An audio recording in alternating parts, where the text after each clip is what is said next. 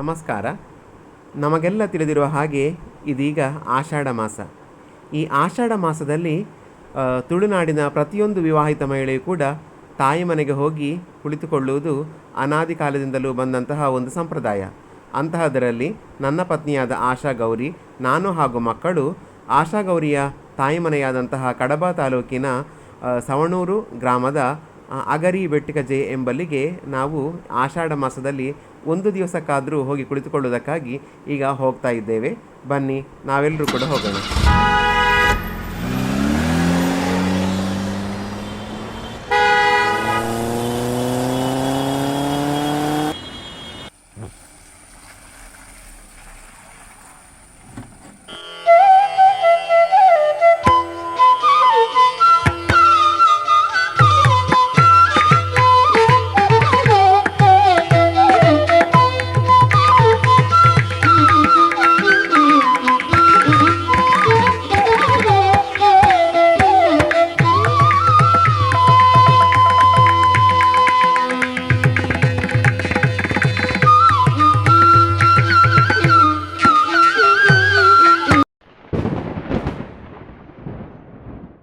ಬೆಳಗ್ಗಿನ ಉಪಹಾರಕ್ಕಾಗಿ ಆಷಾಢ ಮಾಸದಲ್ಲಿ ಮಾಡುವಂತಹ ವಿಶೇಷ ತಿಂಡಿಯಾದ ಪತ್ರೊಡೆಯನ್ನು ಮಾಡಿದ್ದರು. ಅದನ್ನು ತಿಂದು ನಾವು ಸುತ್ತಮುತ್ತಲ ಗಿಡ ಮರಗಳನ್ನು ನೋಡುವುದಕ್ಕಾಗಿ ಹೊರಟೆವು.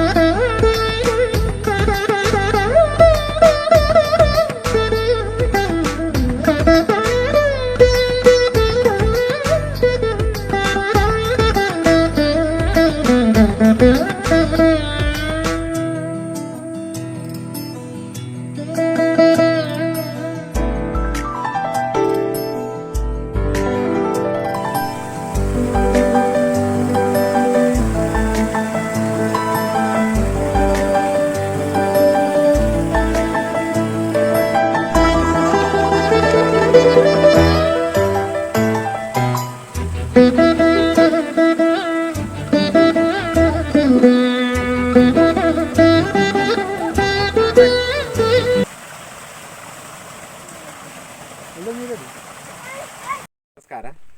ಇಂದು ನಾವು ಬೆಟ್ಟಿಕಜೆಯ ಶಿವರಾಮ್ ಭಟ್ಟಿಯವರ ಮನೆ ಆವರಣದಲ್ಲಿದ್ದೇವೆ. ಇಲ್ಲಿ ಒಂದು ವಿಶೇಷವಾದ ಗಿಡವನ್ನು ನಾವು ಕಾಣ್ತಾ ಇದ್ದೇವೆ. ಈ ಗಿಡದ ಬಗ್ಗೆ ನಾವು ಶಿವರಾಮ್ ಭಟ್ಟಿಯವರನ್ನು ಕೇಳೋಣ. ನಮಸ್ಕಾರ. ನಮಸ್ಕಾರ. ಇದು ಆಟಿ ಸೊಪ್ಪು ಅಂತ. ಆಟಿ ಸೊಪ್ಪು ಅಂದರೆ ಆಟಿ ತಿಂಗಳಲ್ಲಿ ಆಟಿ 18ಕ್ಕೆ ಇದರಲ್ಲಿ ಎಲ್ಲ ಔಷಧಿಯು ಬಂದು ಸೇರ್ತದೆ. ಸರಿ ಸರಿ. ಅದು ತಗೊಂಡು ಇದರ ಪಾಯಸ ಮಾಡಿ ತಿನ್ನುವಂಥದ್ದು. ನೀವು ಇದನ್ನು ಪಾಯಸ ಮಾಡಿ ತಿಂತಿದ್ದೀರಾ? ನಾವು 3 ವರ್ಷದಿಂದ ಈಗ ತಿಂತಾ ಇದ್ದೇವೆ. ಸರಿ ಸರಿ. ಇದನ್ನು ಕಟ್ ಮಾಡಿ ಕ್ಲೀನ್ ಮಾಡಿ ನೀರಲ್ಲಿ ಕುದಿಸ್ಬೇಕು. ಅಷ್ಟಾಗುವ ಒಂಥರ ಹಸಿರು ಬಣ್ಣ ತಿರುಗುತ್ತದೆ.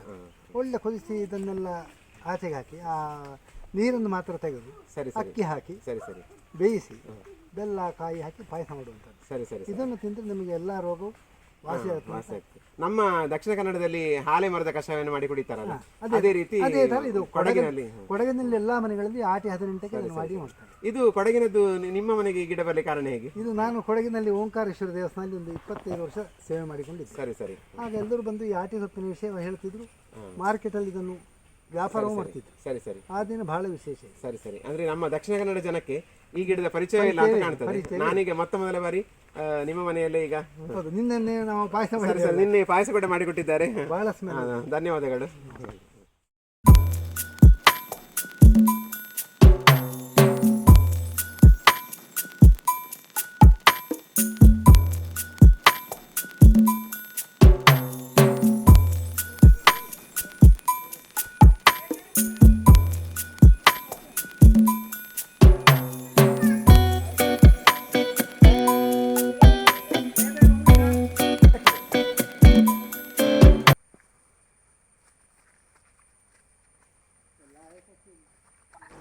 ಊಟದ ಸಮಯವಾಗಿತ್ತು. ಹಾಗೆ ನಾವು ಬೇಗ ಬೇಗನೆ ತೋಟದಿಂದ ಹಿಂತಿರುಗಿದೆವು. ಊಟಕ್ಕೆ ಹೀರೆಕಾಯಿ ಪಲ್ಯ, ಬಾಳೆ ಕೂಂಬೆಯ ಚಟ್ನಿ, ಆಮೇಲೆ ಅಂಬಟೆಯ ಮೇಲೋಗರ ಅಥವಾ ಕಾಯಿ ಹುಳಿ, ನಂತರ ಪುನರ್ಪುಳಿಯ ಸಾರಿತ್ತು. ಇದು ಭಾಳಷ್ಟು ರುಚಿಕರವಾಗಿತ್ತು. ಹೀಗೆ ಆಷಾಢದ ಮಾಸದಲ್ಲಿ ಮಾಡುವಂತಹ ವಿಶೇಷ ಪದಾರ್ಥಗಳ ಮೃಷ್ಟಾನ್ನ ಭೋಜನವನ್ನು ಮುಗಿಸಿ ನಾವು ಇನ್ನೇನು ಹೊರಡುವ ಸಂದರ್ಭದಲ್ಲಿ ಮಾವನವರು ತಮ್ಮ ತೋಟದಲ್ಲಿ ಬೆಳೆದಂತಹ ಹಲಸಿನಕಾಯಿಯನ್ನು ನಮಗೆ ನೀಡಿದರು. ಆಷಾಢದ ಒಂದು ದಿನ ನಿಮ್ಮ ಮನೆಯಲ್ಲಿ ನಮಗೆ ಬಹಳಷ್ಟು ಖುಷಿ ಆಯಿತು. ಯಾವತ್ತೂ ಕೂಡ ಈ ಪೇಟೆಯ ಜಂಜಾಟದಲ್ಲಿ ಬದುಕುತ್ತಿರುವಂಥ ನಮಗೆ ಈ ಒಂದು ದಿವಸದ ಈ ಹಳ್ಳಿಯ ಜೀವನ ಬಹಳಷ್ಟು ಖುಷಿ ಆಯಿತು. ಮುಖ್ಯವಾಗಿ ನೀವು ಈ ಆಷಾಢದ ವಿಶೇಷ ತಿನಿಸುಗಳಾದಂತಹ ಪತ್ರೊಡೆ, ಆಮೇಲೆ ಕೂಂಬೆಯ ಚಟ್ನಿ, ಆಮೇಲೆ ಅಂಬಟೆಯ ಮೇಲಾಗ್ರ ಮತ್ತು ಪುನರ್ಪುಳಿಯ ಸಾರು ಮುಂತಾದ ವಿಶೇಷವಾಗಿ ನೀವು ಇದು ಆಟಿ ಗಿಡದ ಒಂದು ಪಾಯಸವನ್ನು ಕೂಡ ನಮಗೆ ಉಣಬಡಿಸಿದ್ದೀರಿ. ಬಹಳಷ್ಟು ಖುಷಿಯಾಯಿತು. ನಮ್ಮನ್ನು ಆತ್ಮೀಯತೆಯಿಂದ ಸ್ವಾಗತಿಸಿ ನಮ್ಮನ್ನು ಸನ್ಮಾನಿಸಿದ್ದಕ್ಕಾಗಿ ನಿಮಗೆ ಬಹಳಷ್ಟು ಧನ್ಯವಾದಗಳು. ಮಾವ ಹಾಗೂ ಹೀಗೆ ಬರುತ್ತಾ ಹೋಗ್ತಾ ಇರಿ. ಖಂಡಿತವಾಗಿ.